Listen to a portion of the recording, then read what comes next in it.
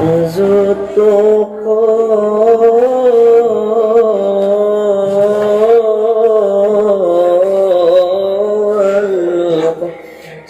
warahmatullahi wabarakatuh.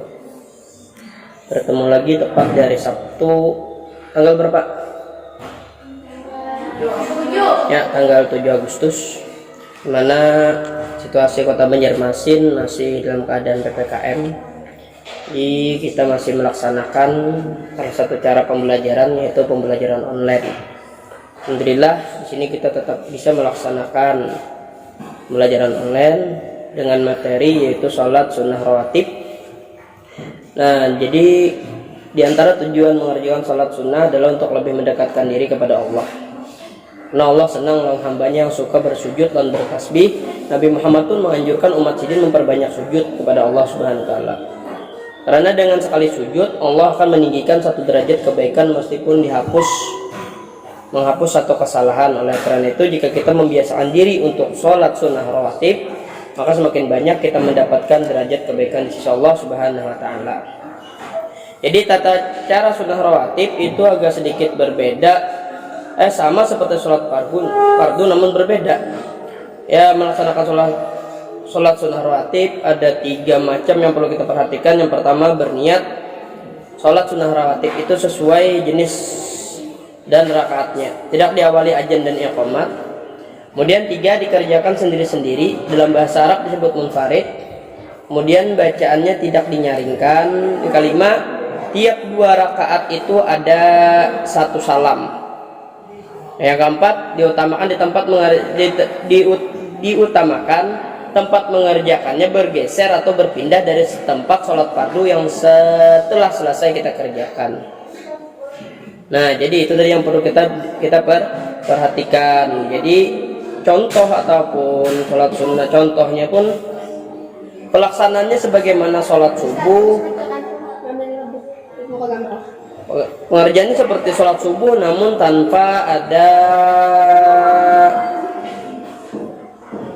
doa kunut. Nah, kemudian hikmah sholat sunnah rawatib. Jadi hikmahnya itu adalah manfaatnya itu pertama, terhindar dari siksa api neraka, sebagaimana an ummi habibah qala Nabi sallallahu alaihi wasallam, man hafaza ala arba'i raka'atin qabla zuhur wa arba'in ba'daha harramahullahu 'alan nar.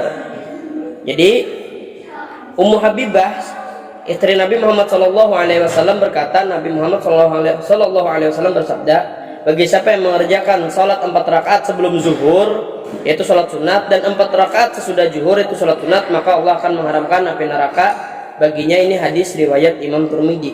Kemudian yang kedua, mendapatkan rahmat dari Allah Subhanahu wa taala, sebagaimana hadis yang berbunyi an Ibnu Umar radhiyallahu anhu qala Rasulullah sallallahu alaihi wasallam, rahimallahu imra'an shalla qabla al-'asri arba'an, yaitu Ibnu Umar radhiyallahu anhu berkata bahwa Rasulullah bersabda, Allah merahmati seseorang yang mana mengerjakan sholat sunnah 4 rakaat sebelum asar. Kemudian yang ketiga, jika dilaksanakan di rumah hanya diberikan keberkahan kepada penghuni rumah tersebut, sebagaimana hadis Nabi an Umar anna Rasulullah sallallahu alaihi wasallam qala salatu rajuli fi baitihi tatawwu'an nuran famasya'a nawwara baitah. Al-hadits. Ya, Sayyidina Umar pun berkata, sesungguhnya Rasulullah sallallahu alaihi wasallam salat sunnah seseorang yang sallallahu alaihi wasallam bersabda, salat sunnah seseorang yang dilakukan di rumah merupakan cahaya, maka barang siapa yang menghendaki cahaya tersebut, sinarilah rumahnya. Hadis riwayat Imam Ahmad. Nah, jadi cukup dengan durasi kurang lebih daripada 4 menit video ini. Semoga memberikan pembelajaran yang bermanfaat bagi kita semua dan melaksanakan kewajiban belajar dan mengajar.